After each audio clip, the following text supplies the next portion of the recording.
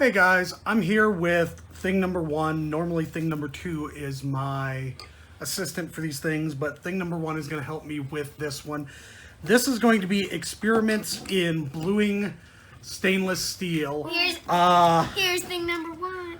Your thing number two. I'm thing number Okay, one. thing number two just showed up, so I've got thing one and thing two here. So expect shenanigans. So what we've got here is, this is a cheap knockoff Arctic Yeti mug. It's the Walmart brand that is Ozark Trail, I believe.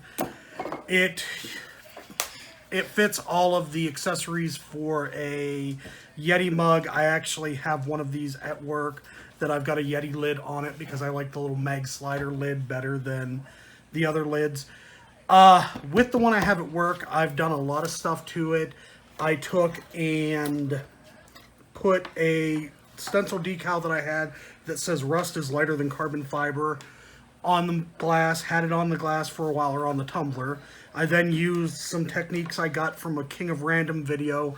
I'll try and find the link to it and link it in the description, but it was how to like etch and discolor stainless steel. So I went ahead and did that, and I did that before I took the decals off, so where the lettering was is still kind of nice and shiny, and the rest of it was kind of dolled up and didn't look great. The thing I found out is, because it's stainless steel, the discoloring seemed to scrub off after a while, and that kind of annoyed me. So then I decided, I was thinking, well, I wonder if we could heat glue this. So the other mug, which is also an Ozark Trail and is essentially identical to this, was put in a shallow pan of water, probably about 1 inch deep, so it didn't get down here along the bottom because it was upside down. And then pretty much I hit it with a blowtorch. And it got some interesting blue. I think I went past blue, and it's not great. The interesting thing is that the surface feels a lot smoother than this. Actually, I just kind of messed up on that because I was trying to avoid having fingerprints, which is why it was wet, because I had just scrubbed it off with a Brillo pad to get all the kind of grease and oil off of it. How dare you? Unfortunately, I took my gloves off and I touched it. Would you think go get you more gloves? Let's hope that doesn't affect it. I may throw it back in the washing solution, wash it and rinse it again. But right now we're just waiting on the oven to heat up. We're going to see how well a standard home oven does. Typically they only go up to about 500 degrees, and from what I'm reading, to go for kind of the blue color on stainless steel, you need to get to 500 to 600 degrees. So this may just be an absolute epic waste of time failure, or it may actually take and be cool. If it's cool, we'll see, and we'll use it, and I may see about productionizing this process and maybe start actually creating these, maybe create an Etsy store and do it.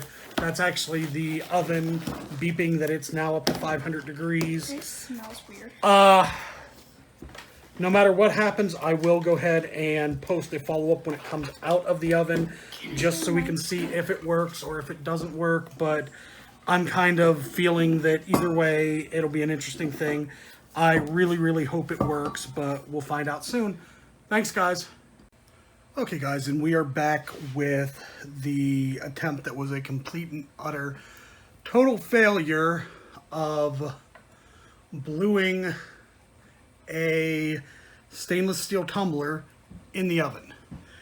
This thing sat in the oven under the broiler for 500 degrees for 20 minutes. I completely preheated the oven so it was fully up to temperature before this even went in, and then the 20-minute timer started counting. You can see some water spots on it.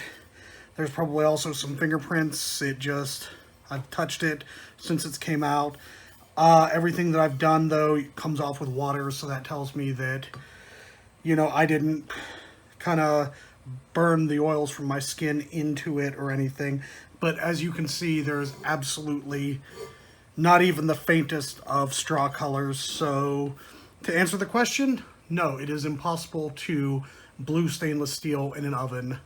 But hey, it was worth a try. Thanks for watching. Remember to like and subscribe.